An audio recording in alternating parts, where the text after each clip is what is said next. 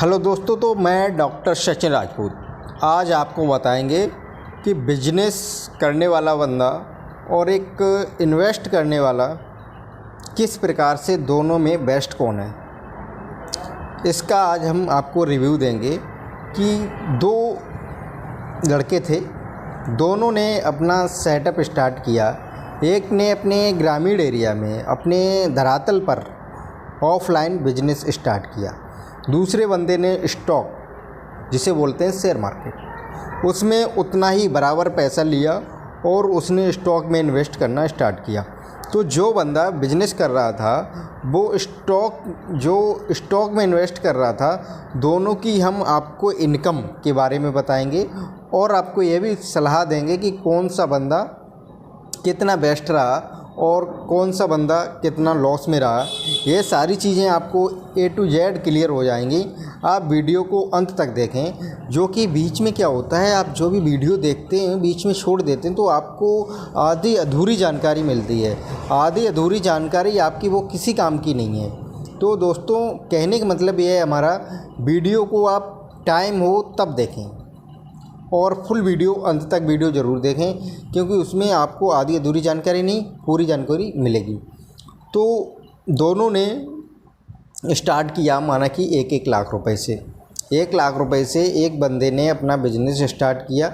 Business में ले लीजिए, जैसे कि उसने अपनी परचूनी की दुकान ले ली गांव में, वो उसने सौदा लेके अपनी पर डे बेच रहा है और ला रहा है।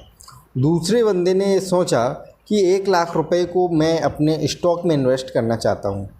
शेयर बाज़ार जिसे बोलते हैं, मार्केट में उसने कुछ कंपनियों के, चुनिंदा कंपनियों के शेयर ले लिए। चुनिंदा कंपनियाँ जैसे कि मान लीजिए उसने जिस कंपनियों का माल भरा परचूनी सौदा में, जो बंदा दूसरे ने जो ला के माल बेच रहा था उसने उन्हीं कंपनियों को देखा, उसने उन कंपनियों के स्टॉक खरीद लिए, शेयर्स खरीद लिए 1 लाख रुपए की। उसने क्या किया, वो प्रॉपर अपना माल लाता था, प्रॉपर डे बाई डे जितना सेल होता था, जो भी बचता था उसे दोबारा लाके सेल करता था। उसने क्या किया, उसको लगा के अपना मोबाइल चला रहा है, छोड़ दिया और अपना रोज़ का काम जो कर रहा था वो अपना रोज़ का काम कर रहा है। अब दूसरा बंदा जो था, क्योंकि उसे अब दुकान पे प्रॉपर बैठना है, तो उसका जो आने वाले समय में उसकी ग्रोथ को थोड़ा डाउन हुआ। लेकिन दुकान से क्या हुआ, उसकी इनकम ज़रूर जनरेट हुई, लेकिन जो प्रॉपर दुकान पे बैठ रहा था, तो जो एक्स्ट्रा काम कर रहा था, जैसे कि दुकान पे उसने 5 घंटे का समय दिया, तो 5 घंटे वो प्रॉपरली और कोई दूसरा काम नहीं कर पा रहा था। उसको एक कमी महसूस हुई।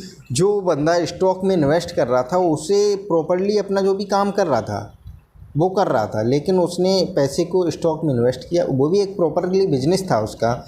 तो इस हिसाब से जो पर डे की इनकम कर रहा था और एक्स्ट्रा इनकम, अब दूसरा वाला बंदा क्योंकि पूरे दिन फ्री रहना, उसे जो भी काम करना है या कहीं उसे जाना है तो जा सकता था, तो इसकी वजह से वो 300 रुपये पर डे की अपनी मजदूरी करके भी कमा सकता था। जिसने दुकान डाली थी कि लेबर की, लेबर में क्या था, उसको लेबर की भी ज़रूरत पड़ती थी, क्योंकि जो भी सौदा लाता था बाज़ार से, उस सौदा को उतारना, दुकान में सेट करवाना, उसके लिए उसको लेबर के भी खर्चा आपको देना पड़ता था। लेकिन दूसरा बंदा जो इन्वेस्ट किए थे उसको लेबर और का किसी प्रकार का खर्चा नहीं देना था, क्योंकि वो स्वयं इतना छोटा सा काम कर लेता था। जब धीरे धीरे दोनों की प्रोसेस चलती रही, उसको दुकानदार को दुकान रखी लगभग 5-6 महीने हो गई, और जो इन्वेस्ट कर रहा था 5-6 महीनों में स्थिति ये आई क्योंकि उसकी दुकान में चूहा हो गई। चूहा सीधी सी बात सबकी दुकान में होते हैं। तो जो भी जैसे कि दालें थीं और भी जो खाने की उनकी सौदा थी, वो उसको पैकेट फाड़ देते थे। पैकेट जब फाड़ देते थे वो पैकेट ख़राब हो जाता था,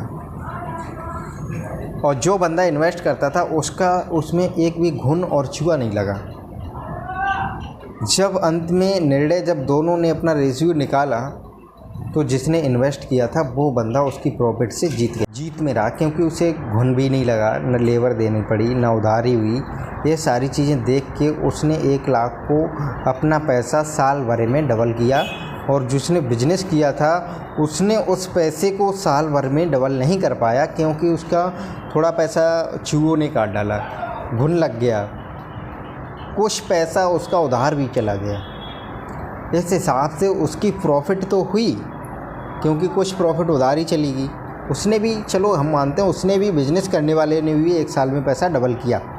तो डबल जब पैसा किया दोनों ने, लेकिन उसका नुकसान इतना हुआ क्योंकि 10-20 हज़ार रुपया उसका चूहों ने खराब कर दिया और 10-20 हज़ार उसका उधार हो गया, लेकिन उसका कोई रुपया उधार नहीं हुआ और ना हुई कोई पैसा उसका सौदा ख़राब हुई। तो इतना आपको हम बताने वाले हैं, क्योंकि अगर मार्केट डाउन होता तो कहते हैं कि उसको लॉस हो जाता। लॉस क्या मतलब, डाउन हो जाता। लेकिन उसने भी दिमाग चलाया। 1 लाख रुपए को, जैसे कि परचूनी वाले ने 1 लाख में बहुत सारे ब्रांड भर रखे थे, उसी हिसाब से उसने भी 1 लाख में कई कंपनियों के शेयर खरीदे थे, ना कि एक में ही पैसा इन्वेस्ट किया। मानते हैं कि 2 कंपनियों के शेयर उसके पास ऐसे थे, वो साल भर में एक भी बार सेल नहीं हुए। तो इसी हिसाब से परचूनी वाले के भी पास ऐसे कुछ प्रोडक्ट थे जो साल भर में 1-2 लोग लेने आते थे। तो प्रॉपरली जो ज़्यादा लेने आते थे उन कंपनियों के स्टॉक उसने ज़्यादा खरीद रखे थे। तो इस हिसाब से उसको भी बेनिफिट हुआ और दोनों को बेनिफिट हुआ। तो उसने, देखिए, स्टॉक खरीदने वाले बंदे ने ओनली परचूनी वाले को देख के स्टॉक खरीदे। उसने देखा कि किस चीज़ को ज़्यादा सेल हो रहा है मार्केट में, किस चीज़ ये बार ला रहा है, तो उसी के स्टॉक में ख़रीद लेता हूँ। इसका मतलब ये ज़्यादा बार सेल और महंगी होगी। जो चीज़ वो जब कभी लाता था और जब बहुत उसकी कम सप्लाई थी, उसको कम स्टॉक में ख़रीदा था। तो इस विचारधारा से भी आप अगर काम करेंगे स्टॉक में, शेयर बाज़ार में, तो आप बहुत अच्छी खासी ग्रोथ कर पाएंगे। तो कहने का मतलब यह है, आप बिजनेस करें, कुछ भी करें, लेकिन हमारा एक छोटा सा भी ध्यान रखें, क्योंकि शेयर मार्केट की तरफ उससे जो भी आपका पैसा होता है, जो सेविंग करते हैं आप, थोड़ी बहुत सेविंग करते हैं, वो आप उसमें लगा दें। उसमें लगाने से क्या होता है, वो पैसा आपका साल भर में डबल होना है, 2 साल में डबल होना है, 3 साल में डबल होना है, होना ही होना है। अगर नहीं भी होता है तो उससे भी आपको कोई लॉस नहीं, क्योंकि वो पैसा आपका इतना एक्स्ट्रा था, आप इस हिसाब से समझें। तो जब भी आप कोई काम करें तो एक तो हम आपको कहने बताएंगे, क्योंकि मेरा भी अनुभव है थोड़ा बहुत शेयर बाज़ार में। आपको शेयर बाज़ार में ना तो लेबर की ज़रूरत है और ना ही आपके पैसे में घुन और चूहे लगने वाले हैं। जो भी सौदा आपने ख़रीद रखी है तो वो एकदम सेफ़ रखी हुई है।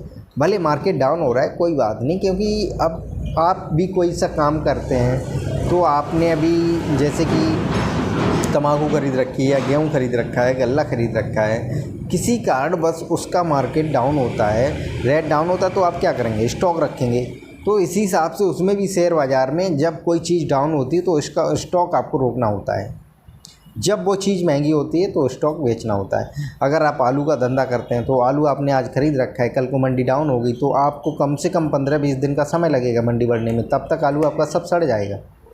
आलू को रोकने के लिए इतना टाइम नहीं होता है, 10 से 15 दिन आप रोक सकें, तो उसमें स्वाभाविक सी लॉस होना ही होना है। इसमें क्या धैर्य बनाए रखेंगे तो लॉस नहीं होगा, क्योंकि इस साल नहीं तो अगली साल दोगुना होना ही होना है। अगर दोगुना नहीं होता है तो बराबर कीमत पे पहुंचेगा शेयर।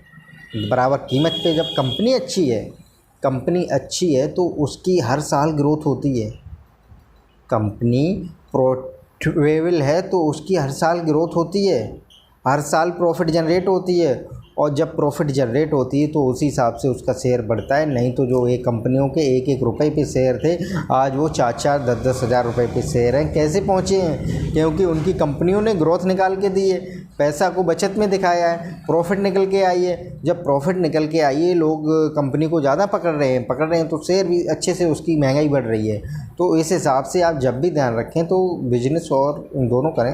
अगर आप दोनों कर लेते हैं तो बहुत बढ़िया है, आप बिजनेस भी करें और शेयर में भी इन्वेस्ट करें थोड़ा बहुत।